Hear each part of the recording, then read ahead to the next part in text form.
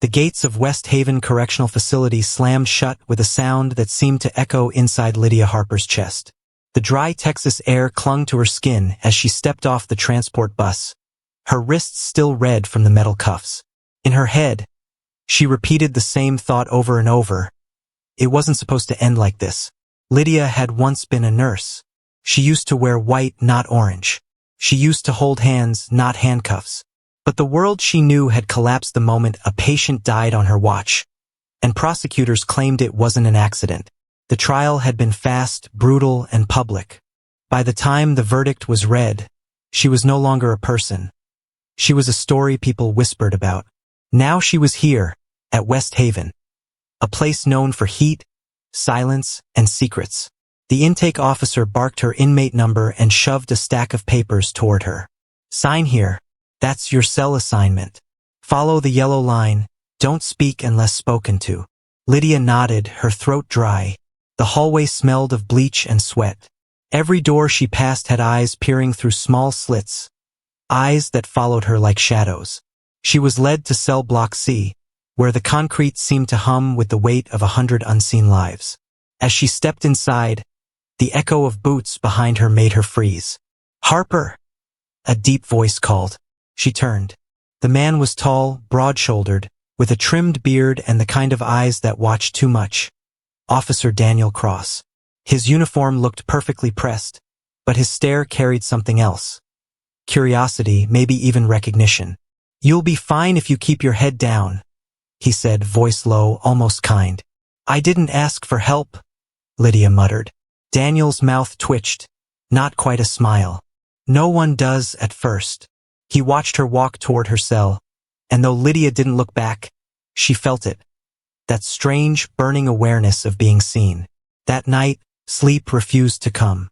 The sounds of the prison, metal clanging, muffled sobs, footsteps in the corridor, stitched themselves into her thoughts. She tried to remember her mother's voice, the softness of her childhood home in San Antonio, but all she heard was the echo of the judge saying, 15 years. At some point, a faint tapping came from the bars. Lydia lifted her head. A woman with tangled curls in the next cell whispered, "First night's the worst. You'll get used to it." "I don't want to get used to it," Lydia whispered back. The woman chuckled dryly. "No one does. Name's Nina." There was silence. Then Nina added softly, "Don't trust anyone here, especially not the guards. They see everything, they know everything, and they'll use it." Lydia turned her face to the wall, trying to shut it out. But somewhere deep down, her instincts stirred. A flicker of warning she couldn't yet name. Days turned into weeks. Lydia learned the rhythm of the place. When to move, when to stay quiet, when to hide her emotions. Still, she couldn't shake the feeling that Officer Cross's gaze lingered a second too long whenever he passed her in the hall. Once, while she scrubbed laundry, she looked up to find him standing by the door. "You're settling in," he said. "Do I have a choice?" She replied without looking at him. "Everyone has a choice, Harper. Some just make worse ones than others." Their eyes met for a moment. Something electric, uneasy, flickered in the space between them. Then he turned and walked away. Lydia exhaled shakily, unaware that this was the beginning of a dangerous connection. One that would change both their lives forever.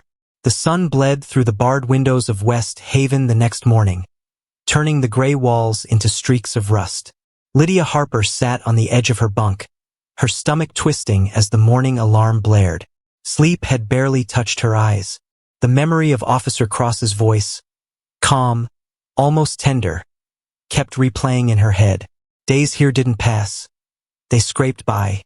Lydia quickly learned that kindness inside these walls often came with a price. At breakfast, a voice hissed from behind her. "Don't sit there. That's Tony's spot. She'll gut you." It was Nina, the woman from the next cell.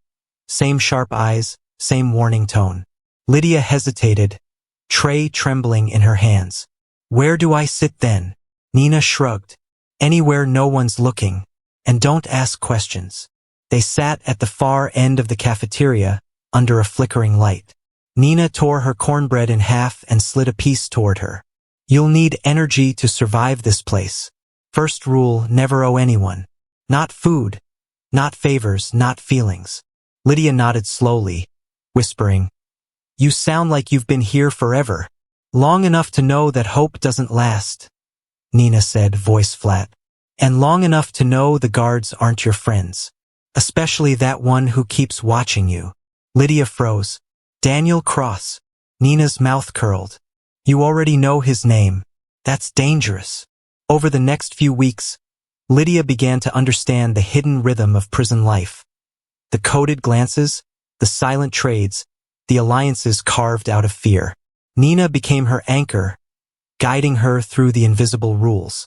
But Daniel Cross was always there, a presence Lydia couldn't ignore. Sometimes, she'd catch him standing by the laundry room door, arms crossed, eyes unreadable. Other times, he'd slip a folded paper into her pocket when no one was watching. The first note read, You don't belong here. Lydia should have thrown it away. Instead, she kept it hidden under her mattress, rereading it until the ink smudged. Every small gesture from Daniel, an extra apple, a softer tone, a quick warning when another inmate looked for trouble, blurred the line between protection and power. She told herself he was helping her. She wanted to believe that. One evening, after lights out, Lydia whispered through the bars, Nina, do you ever think people can be good, even in a place like this? Nina sighed. Goodness isn't allowed here. It gets eaten alive. Don't let anyone make you forget that. But Lydia already felt it. That pull, that tiny spark of attention from the only person who saw her as more than a number. It scared her how much she needed it. A week later, while mopping the corridor, Lydia heard footsteps behind her. Daniel's voice came softly. You're doing better than most. She didn't turn around. That's because I'm learning the rules. Rules can be broken, he said, his tone shifting, low and deliberate. Just depends who's watching. Lydia finally looked up, and for the first time she didn't see a guard. She saw a man. And that realization, fragile and dangerous, was the first real mistake she would make inside West Haven. Rain came unexpectedly that night. Heavy, pounding, and relentless. It turned the prison yard into a pool of mud and shadows. The storm drowned out most sounds, but inside West Haven, whispers traveled faster than lightning. Lydia stood by the laundry room sink, wringing out sheets that smelled of bleach and iron. The storm outside seemed to echo her pulse. Uneven, uncertain. She didn't expect anyone to come. But when the door creaked open, she didn't need to turn to know who it was. Officer Daniel Cross stepped inside, water dripping from his jacket. His presence filled the small room like a secret. You shouldn't be here, Lydia murmured without looking up. Neither should you, he replied. She smirked faintly, still scrubbing. I don't really have a choice. He stepped closer, the sound of his boots heavy on the wet concrete. You think I do? Lydia finally turned. His face looked different in the flickering light. Tired, unguarded, older than she'd thought. The tension between them was sharp enough to cut through the hum of the storm. Over the next few days, Daniel found reasons to linger near the laundry room. He'd bring broken uniforms to be mended, spare towels to inspect. Each time, their conversations stretched longer, cautious at first, then strangely intimate. One evening, he told her quietly, You remind me of someone. Someone you miss? Lydia asked. He hesitated. Someone I failed. He didn't explain right away. Instead, he talked about his 12 years in corrections, the suicides, the fights, the faces he couldn't forget. His voice carried the weight of someone who had seen too much and done too little. There was this girl, he finally said, his tone low. 5 years ago. She was 19. Told me she'd kill herself if she didn't get moved out of solitary. I filed the report. My supervisor ignored it. She hung herself the next morning. Lydia's hands froze mid-motion. That wasn't your fault. Daniel looked at her with something raw in his eyes. Maybe not, but it still feels like it is. They stood in silence for a long moment. Lydia could hear the rain against the glass, smell the faint metallic tang of rust. The storm made the air thick, claustrophobic. "Why are you telling me this?" she finally asked. He sighed. "Because you listen." Lydia wanted to protest, to remind him she had no choice but to listen. But the truth was, part of her wanted to. For the first time since her arrest, someone saw her as more than a conviction number. Someone who wasn't her lawyer or a headline. "You don't even know me," she whispered. Daniel took a step closer. "I know enough." From that night, the line between them began to blur. Daniel started leaving her small gestures, an extra bar of soap, a piece of chocolate from the staff vending machine. Tiny, almost meaningless things that somehow meant everything inside those walls. Nina noticed. "You think he's helping you because he cares?" she warned one evening. "He's helping you because he can. There's a difference." Lydia said nothing, but her silence betrayed her. She'd already crossed something she couldn't name. A quiet dependence. An invisible tie that pulled her closer to the man who held the keys to her cell. One night, Daniel lingered as she folded sheets, his voice barely above a whisper. "You ever think about life outside this place?" "Every minute," she said softly. He nodded, eyes dark. "Then don't give up on it. Promise me that." Lydia looked at him, unsure if it was comfort or control he was offering. But she nodded anyway. As he left, she caught her reflection in the metal dryer door. Tired eyes, flushed cheeks, and a small, dangerous spark of hope that hadn't been there before. She didn't know it yet, but that hope would soon turn to fear. Days turned into weeks, and the storm that once pounded West Haven had long since passed. But inside Lydia Harper's chest, a quieter storm had begun to rise. One she couldn't control. Her connection with Officer Daniel Cross grew in the shadows. A glance in the corridor. A note slipped under folded sheets. A whisper exchanged when the cameras weren't looking. It was dangerous, forbidden, and intoxicating. Lydia told herself it wasn't love. It was survival, another way to stay invisible in a place built to erase her. But Daniel's touch, when it came, was gentle. Too gentle for a man trained to command. Confused her. It made her feel seen but also owned. At night, she'd lie awake, tracing the cracks on the ceiling, wondering what line she had crossed, and how she'd ever step back. One evening, while they worked late in the laundry room, Daniel spoke first. His tone was soft, tired. "I've been thinking about quitting," he said. Lydia frowned. "You've been here 12 years. Why now?" He shrugged. "Because lately, I don't recognize myself." She hesitated, feeling something twist inside her. "Maybe you just need to forget this place." He met her gaze. "I can't. Not when you're here." Lydia's breath caught. For a second, the world outside those gray walls disappeared. The inmates, the guards, the constant noise. There was only him and her. It happened slowly, almost tenderly. His hand brushed hers, then lingered. She didn't pull away. In a place where no one was allowed to feel, the smallest touch felt like rebellion. But rebellion has a cost. The days after blurred together. Daniel became more protective, almost possessive. He rerouted her work duties, reassigned her cell block time. Lydia noticed the looks from other guards, the whispers. Even Nina's eyes had changed, cautious, almost pitying. "You're not invisible anymore," Nina warned one morning. "Everyone can see what's happening.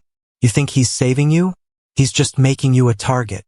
Lydia wanted to argue, but her voice faltered. "He's not like the others." Nina sighed. "That's what they all say before the fall." A month later, Lydia began to feel different. Dizzy, nauseous, and constantly exhausted. At first, she blamed the food, the air, the stress. But when the sickness grew too familiar, too rhythmic, dread began to crawl up her spine. In the privacy of her bunk, she counted the days. Her heart pounded as realization settled like a weight in her stomach. Pregnant. Her hands trembled as she pressed them against her abdomen. The room spun around her. This couldn't be happening. Not here. Not like this. That night, Daniel came to her cell under the pretense of a patrol. His flashlight beam hovered briefly over her face. "Are you okay?" he whispered. Lydia swallowed hard. "We need to talk." He sensed the tremor in her voice and stepped closer. "What's wrong?" Tears welled in her eyes before she could stop them. "I think I'm pregnant." The silence that followed was absolute, thick and suffocating. Daniel's face drained of color.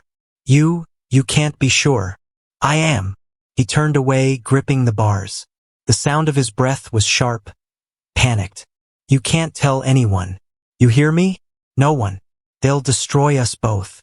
Lydia stared at him, realizing for the first time how fear twisted love into control. "You mean destroy you?" she said quietly. He turned back, anger and desperation flickering in his eyes. "This isn't about me. It's about survival. Yours, mine, both of ours." But Lydia saw the truth then. The man who once felt like protection was now another kind of prison. That night, as the wind howled through the vents, Lydia lay awake, her hand over her stomach, whispering to the life inside her. She didn't know whether it was a blessing or a curse. All she knew was that her secret was growing, and walls had a way of listening. The Texas sun beat down on West Haven's yard like punishment from above. Heat shimmered off the cracked concrete, and the air was thick with sweat, gossip, and the metallic scent of rusted fences. Lydia Harper moved quietly among the other inmates, her skin pale beneath her orange uniform. Every step felt heavier, every breath shorter. She kept her head low, pretending to count steps, pretending not to hear the words following her like shadows. "Did you hear? Somebody in C blocks knocked up." "Yeah, and it ain't from a conjugal. Bet it's Harper. Always got that guard hovering." Laughter, whispers, a sudden hush whenever she passed. The secret she thought she could hide had already begun to rot in the air around her. That night in the cell, Nina spoke without looking up from her cot. "They're talking, you know?" Lydia's hands stilled on her blanket. "Let them talk. It won't stop there," Nina said quietly. "Rumors in here are like fire. Once they catch, someone always gets burned." Lydia tried to keep her voice steady. "I didn't ask for any of this." Nina looked up, her eyes sharp. "No one ever does. But now you've got something they can use against you. You need to tell him to back off before this turns into something ugly." Lydia didn't answer. The words "tell him to back off" meant nothing now. Daniel had already pulled away, suddenly cold, distant, and paranoid. His messages stopped. His glances vanished. Every encounter was shorter, sharper, like he was trying to erase her existence before someone else noticed. During lunch the next day, 2 guards stood by the gate, whispering. Lydia caught her name, followed by a glance. Panic settled deep in her chest. She forced herself to eat, but the food tasted like dust. When Daniel finally approached her that evening near the laundry wing, she almost didn't recognize him. His jaw was tight, his tone clipped. "They're asking questions," he muttered. "Warden wants a full check of C block. Medical exams, interviews. If anyone finds out, they already know." Lydia cut in. Her voice cracked, both fragile and furious. "Everyone knows." Daniel's eyes flickered, torn between anger and fear. "You need to deny everything. Say it's not true. Say you've been sick. Whatever it takes." "You think that'll stop them?" she asked bitterly. "They can see me, Daniel. It's not something I can hide forever." He stepped closer, lowering his voice. "You have to trust me." Lydia met his gaze. The same eyes that once promised safety now brimmed with desperation. "I did. And look where it got me." For a moment, silence filled the corridor. The air between them was thick with all the things they couldn't say. The guilt, the fear, the quiet acknowledgement that something had gone terribly, irreversibly wrong. By the next morning, the whispers had become shouts.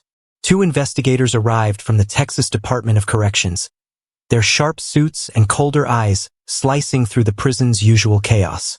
The atmosphere shifted. Guards stiffened. Inmates retreated. Lydia felt the weight of every gaze on her.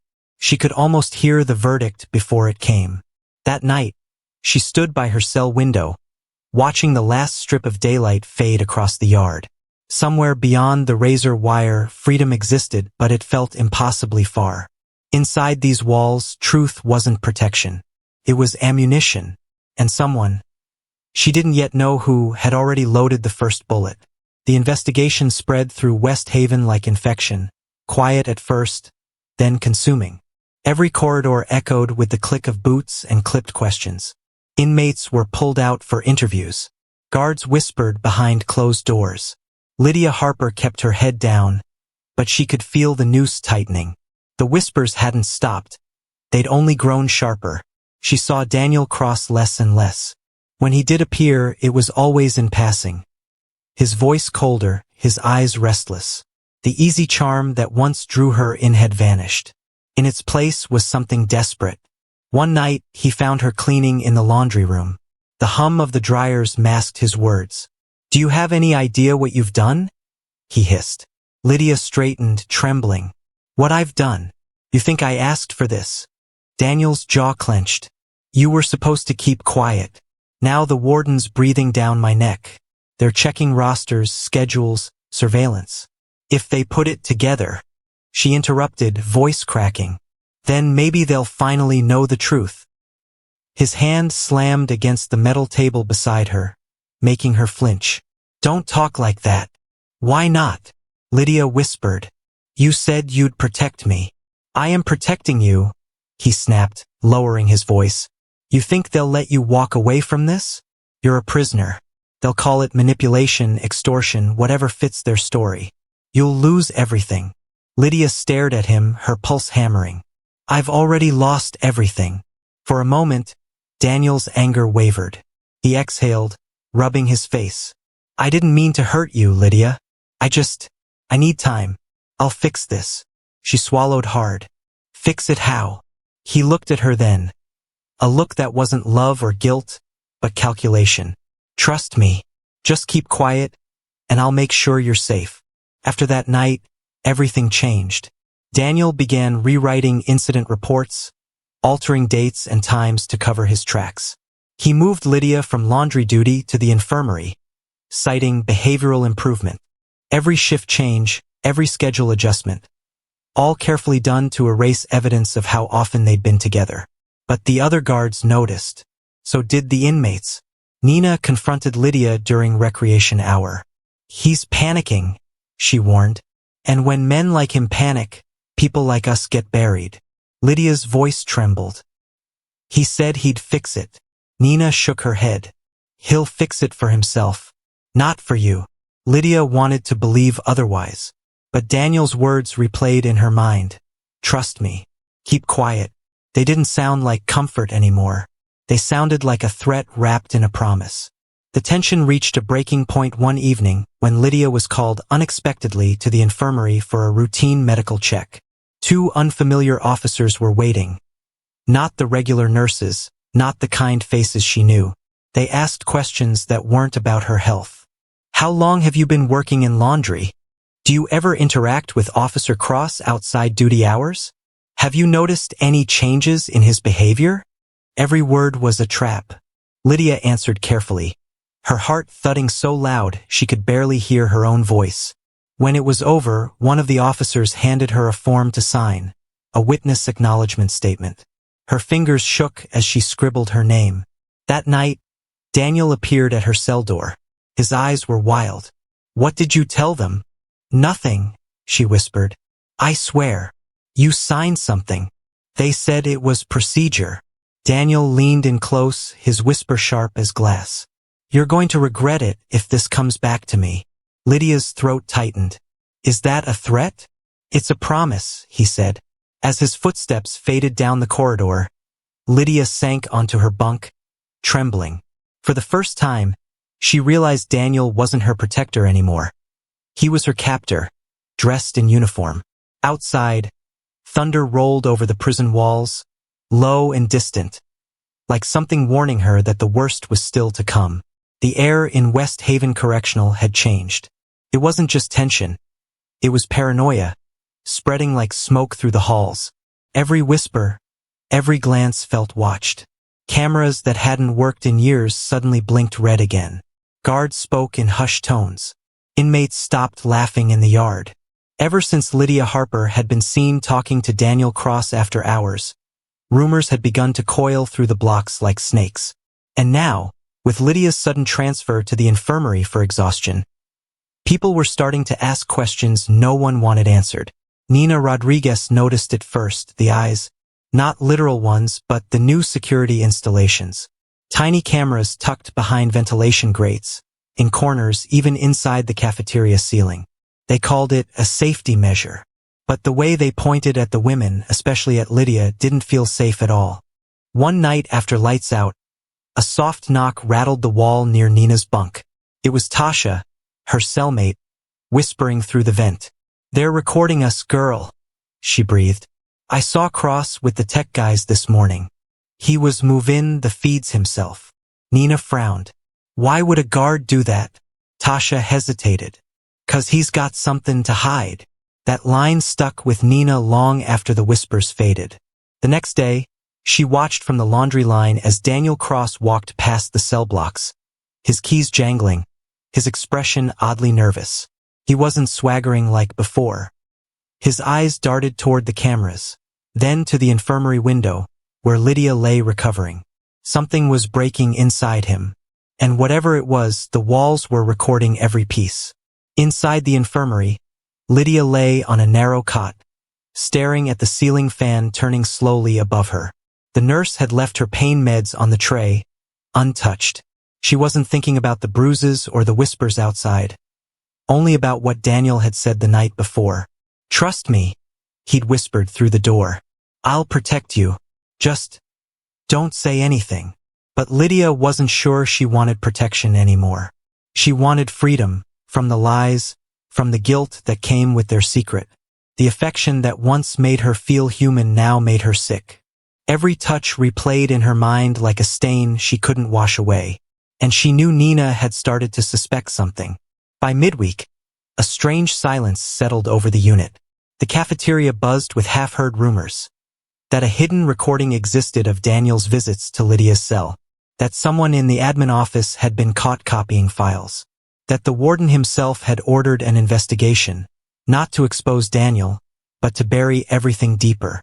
At night, Lydia woke to the hum of static. She turned toward the vent and swore she heard faint voices. Cross's voice, coming from somewhere inside the wall. "We have to fix this before someone finds it." Her stomach twisted. They were erasing her words, her truth. Meanwhile, Nina couldn't sleep. She kept thinking about the vent whispers, the new cameras, the tremor in Daniel's hands. Something was happening, and it was all tied to Lydia.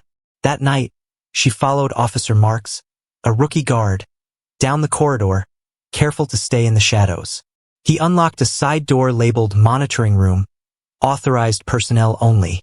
Through the crack, she saw rows of screens flickering with live feeds, cells, showers, hallways.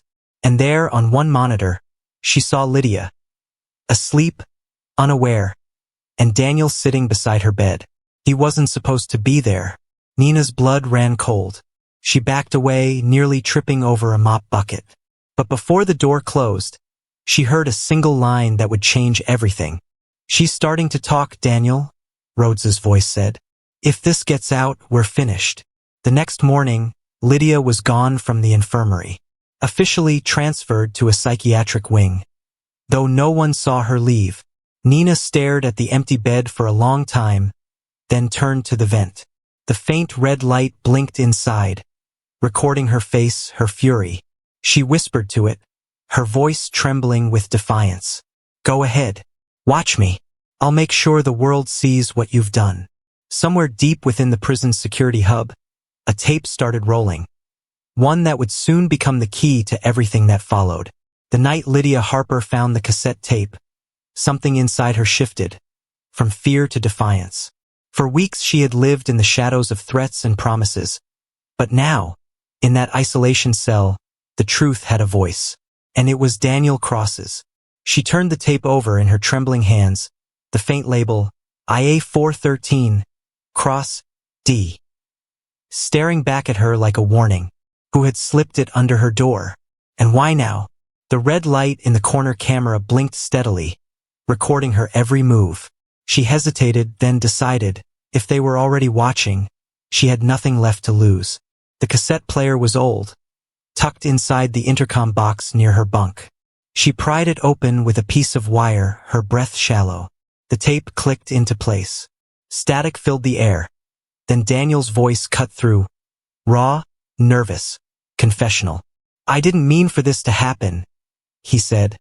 The sound distant, like a ghost through metal. She wasn't supposed to get hurt. It was just different with her. Lydia's throat tightened. Her fingers gripped the mattress. You're saying you had a relationship with the inmate? Another voice, male, firm, asked. I'm saying I cared about her, Daniel shot back. But this place, it turns everything sick. You think you can control it, but you can't. There was a pause. A chair scraped. Then his voice hardened. If she talks, it'll destroy us both. I won't let that happen. She knows what's at stake. Lydia froze. The words echoed off the concrete like a death sentence. The tape continued. Fragments of interrogation, denials, and something worse. Daniel's confession to falsifying reports, hiding medical visits, lying about inmate transfers. The truth was there, enough to expose him, but enough to implicate her too.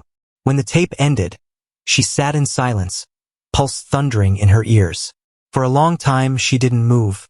Then, a faint sound, the shuffle of boots outside. She quickly hid the tape beneath her pillow. The slot in the door opened.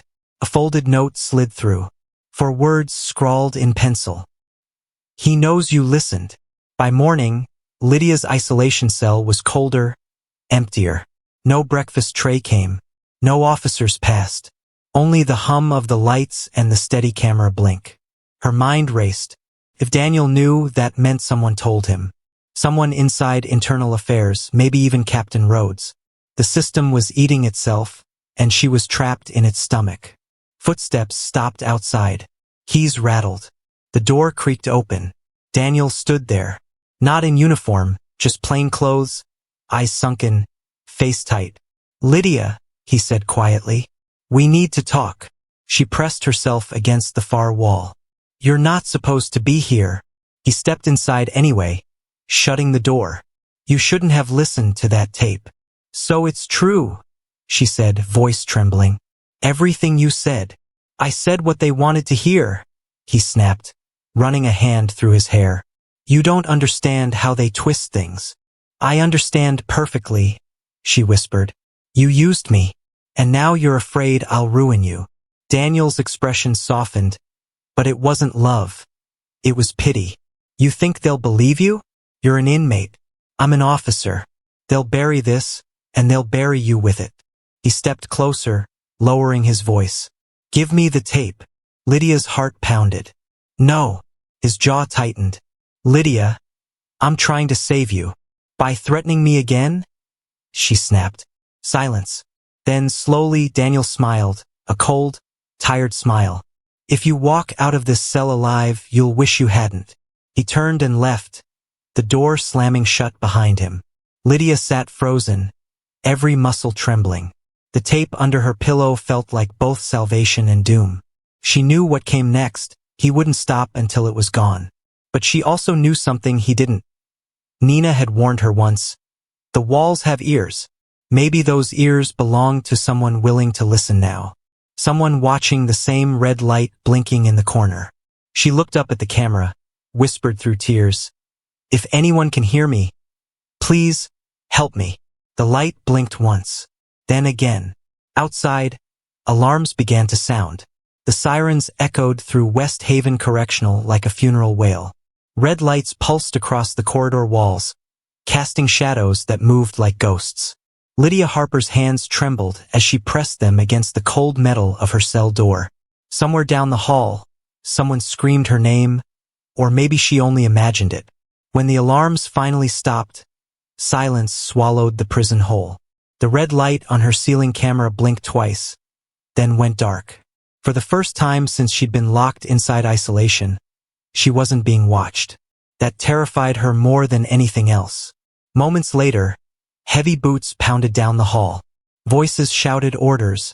Radios crackled with static. Lydia pressed her ear to the door. Unit 7 secure. Confirming 1 down, repeat, 1 officer down. Medical en route. Her breath caught. 1 officer down. There was only one man who would come here in secret. Daniel Cross. Hours passed before the door opened. Captain Rhodes entered, face pale, clipboard in hand. 2 guards stood behind him, their expressions unreadable. "Lydia Harper," he said quietly. "You'll answer a few questions." She nodded, voice hoarse. "What happened?" Rhodes's eyes met hers. "You were the last person Officer Cross visited." The world tilted. Visited. He adjusted his papers. At approximately 2:37 a.m., Cross was found in the East Utility Corridor. Gunshot wound. Self-inflicted, according to preliminary report. Lydia's stomach turned. "No, that's not possible. He was here. He threatened me." Rhodes didn't react. "There was a note in his locker. It mentioned you." She gripped the edge of her bunk. "What did it say?" He hesitated, then read from the sheet. "I couldn't protect her. I couldn't undo what I did. Tell her I'm sorry." The words blurred before Lydia's eyes. She shook her head violently. "No, that's not true. He wasn't sorry. He came here to get the tape." Rhodes's expression hardened. "What tape?" Lydia froze. She'd said too much. Minutes later, she was escorted to an interview room. Small, windowless, walls the color of wet cement. A recorder sat on the table. The same kind Daniel's voice had once filled. Rhodes began calmly. "Ms. Harper, Internal Affairs recovered a cassette from your cell. Do you understand how serious that is?" She stared at the floor. "Someone slipped it under my door." He leaned forward. "You're suggesting another officer was involved?" "I'm saying I didn't record it. I just listened." "Do you know who gave it to you?" Lydia hesitated. Nina's warning echoed in her mind. "You're not safe tomorrow." "No," she whispered. "I don't." Rhodes exhaled. "That tape implicates Cross in multiple violations. It also suggests you were complicit. However," he paused, "his death closes the case. There will be no further action." Her head snapped up. "No further action? You're just burying it." His voice dropped. "This facility doesn't survive scandals, Ms. Harper. The report will say Cross took his life out of guilt. You were never involved. Do you understand?" Lydia's hands curled into fists. "You're lying." Rhodes stood, gathering his files. "I'm protecting the system that keeps us all alive." As he turned to leave, she said softly, "That system killed him." He paused at the door, then left without another word. That night, Lydia sat in her cell again, staring at the same walls that had witnessed everything. The cameras were back on. Red light blinking steady, cold, unfeeling. She thought of Daniel's face, his last words, the lies in the report. Somewhere beyond those walls, his name would be erased, rewritten as a tragedy of guilt instead of corruption. But Lydia knew the truth, and truth had a way of finding cracks even in concrete. She lay back on her bunk, whispering to herself, "They think it's over." Outside, thunder rumbled, soft, distant, but closing in. The next morning, a nurse making rounds paused outside her door. Lydia didn't stir. The guard unlocked the cell. A scream broke the silence. Inside, Lydia Harper lay motionless on her bunk, eyes half open, skin pale beneath the flickering light. On the floor beside her, written in smudged pencil, were 4 words. "The truth is buried." The storm outside had barely faded when Nina Rodriguez decided she couldn't stay silent any longer. Every night she heard Lydia's voice in her dreams, pleading, trembling, unfinished. The image of Lydia's bruised body being wheeled away from the infirmary haunted her like a shadow. And though the prison walls had been scrubbed clean of her memory, Nina knew exactly where the dirt still lingered. She had waited long enough. Since Daniel Cross's suspension, the prison was quieter, but not safer. Captain Rhodes had returned to duty, pretending to restore order, while covering up the cracks in the system. He walked the halls with that same smug confidence Daniel once had, barking orders, warning inmates to forget the past. But Nina wasn't going to forget. She'd made a promise to Lydia and to herself. It began with small acts of defiance.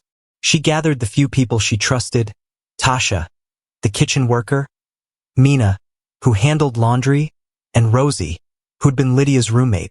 Together, they formed a quiet alliance, sharing whispers during lunch shifts and passing folded notes through the laundry carts. Nina had one goal: expose the truth about Lydia's death. She knew evidence existed. Rumors said a copy of Daniel's confession recording still hid somewhere in the administration wing. A backup that never got erased. The guards thought inmates didn't know about digital backups. But Nina did. Lydia had once told her she overheard Daniel bragging to Rhodes, "Even if they delete it, the server still keeps a copy." Now, that line was her weapon. Weeks of planning led to one dangerous night. The rain returned, heavy, relentless. The kind of storm that made security lazy. Power flickered across the yard, alarms glitching for seconds at a time. Nina and Tasha used that chaos to slip through the kitchen gate during meal prep cleanup. "Are you sure about this?" Tasha whispered. Nina's eyes were sharp. "Lydia deserves it." They moved through the darkened hallways using stolen access cards. The flicker of lightning lit the way to the archive room, where rows of old computer drives hummed like sleeping beasts. Nina found the terminal marked, "Restricted, Admin Access Only." Her hands trembled as she plugged in the USB drive she'd stolen from maintenance. She didn't know what she'd find. Maybe nothing.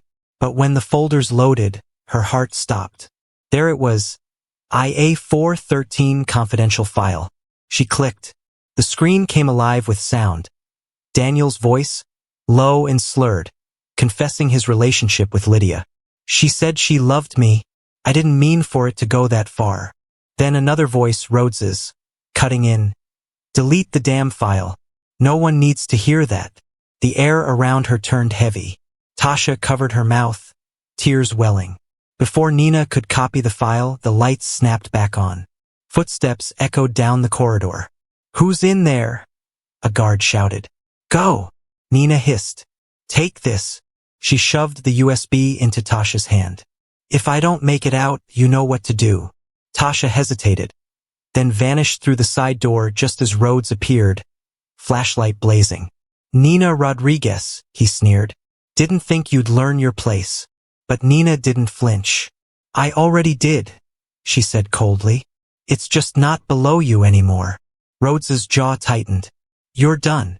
As he dragged her toward solitary, Nina smiled faintly through the pain, because for the first time she wasn't afraid. Somewhere in that storm, Tasha was running, and in her hand was the truth that could burn the entire prison to the ground. By dawn, whispers filled the cell blocks again. That someone had stolen a tape, that the warden was furious, that Rhodes's hands were shaking when he signed the disciplinary order. Nina sat in her dark cell, a bruised smile curving her lips. The revenge had begun, not with blood, but with truth. And soon, everyone at West Haven would hear Lydia Harper's voice one last time. The story of Lydia Harper's death hit the airwaves 2 days after her body was found. The official report labeled it a suicide. Inmate took her own life following emotional distress over a guard's death. The media repeated it without question. Another tragedy behind bars. Another forgotten inmate. But inside West Haven, not everyone believed it. Nina Rodriguez sat in the recreation yard, her hands wrapped around a paper cup of weak coffee. The guards thought she'd stopped caring, that Lydia's death broke her spirit. They were wrong. She was waiting, watching, because she knew Lydia, and Lydia hadn't been the kind to give up. Rumors swirled that Daniel Cross's death wasn't as clean as the report claimed. Some said he'd been shot in the corridor. Others whispered that he'd been found in his car off-site, engines still running.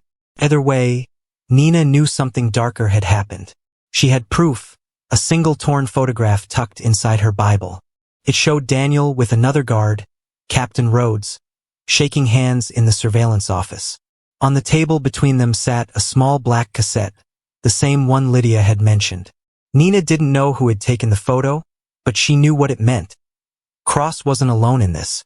When Internal Affairs returned to the prison for final evaluations, Nina made her move. She slipped a folded note under an officer's lunch tray. It read, "If you want the truth about Cross and Harper, Check Rhodes's locker. Look for tape IA 413. She didn't sign her name. She didn't need to. That night, chaos erupted again. Rhodes was escorted out of the facility under investigation. The press never saw the footage, but the staff did.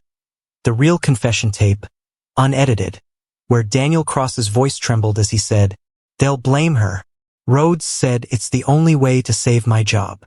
Those 12 words destroyed everything. Weeks later, the prison's leadership crumbled under inquiry. Rhodes resigned. 2 officers were suspended.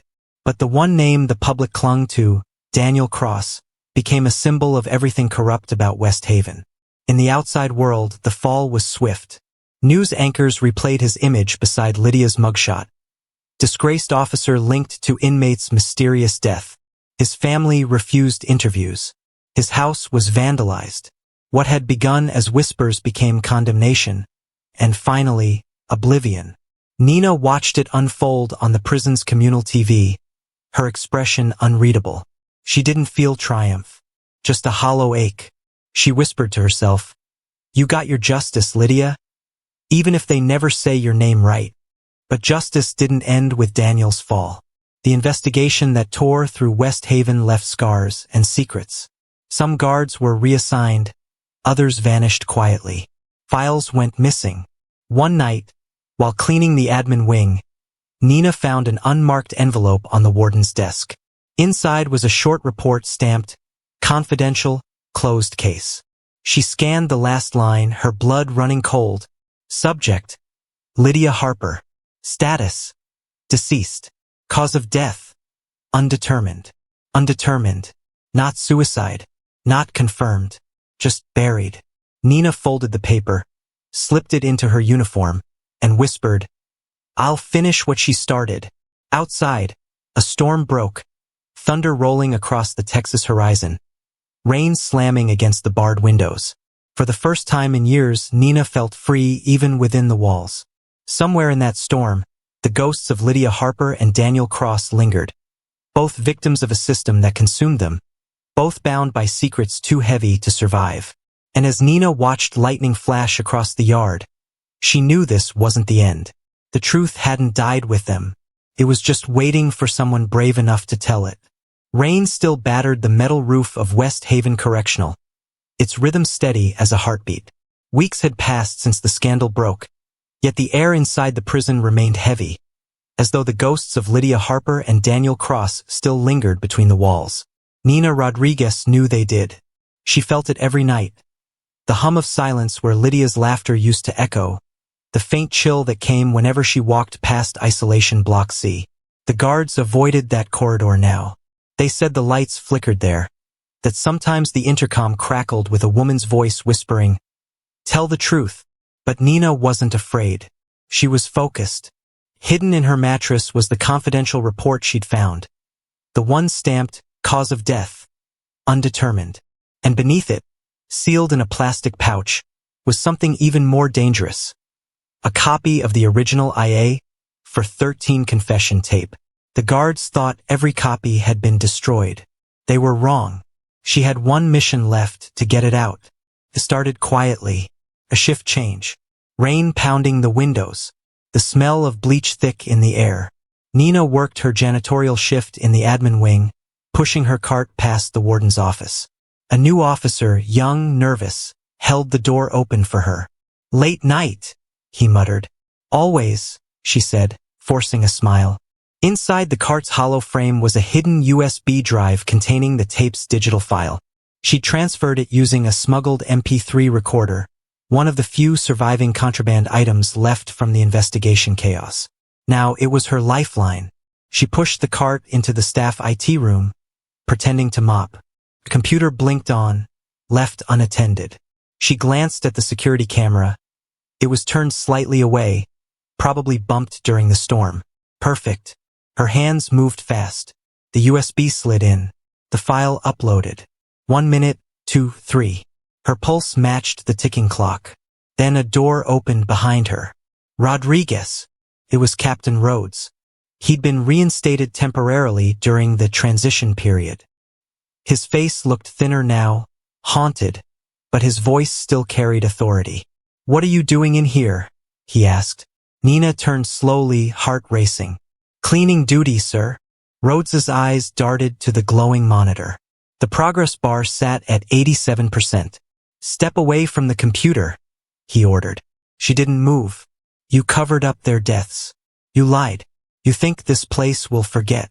He took a step closer. "You have no idea what you're playing with." "I'm playing with the truth," she shot back. For a heartbeat, neither moved. The rain outside grew louder, drumming against glass. Then "Upload complete" flashed across the screen. Nina hit send. The file disappeared into the cloud. Rhodes lunged forward, grabbing her wrist. "What did you do?" "I made sure the world knows what you did to Lydia," she hissed. "What you did to all of us." He shook her hard.